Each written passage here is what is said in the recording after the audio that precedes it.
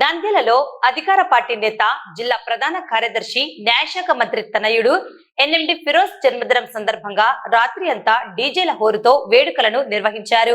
అయితే వినాయక చవితి పండుగ వేడుకల్లో భాగంగా గణనాథుని నిమజ్జనానికి ప్రభుత్వ అధికారులు డీజే అనుమతికి నో చెప్పారు. అధికార పార్టీ నేత జన్మదినానికి మాత్రం డీజేకు ఓకే చెప్పారా? ఆది దేవుడిగా కొలిచే గణేష్ నిమజ్జనానికి మాత్రం ప్రభుత్వ అనుమతులు లేవు, కానీ అధికార పార్టీ నేత జన్మదినానికి మాత్రం నిబంధనలు సడలించారా అని ప్రజలు బహిరంగంగానే చర్చించుకుంటున్నారు. అధికార పార్టీ నేతలకు ఒక రూల్స్, సామాన్య ప్రజలకు మాత్రం ఒక రూల్.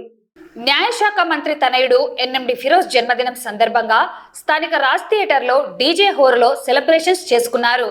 నంద్యాలలో అంగరంగ వైభవంగా గణేష్ నిమజ్జనంలో డీజేలకు అనుమతులు లేవంటూ పోలీస్ ఉన్నత అధికారులు హెచ్చరించడంతో గణేష్ నిమజ్జనం సైలెంట్ గా చేసుకున్నారు.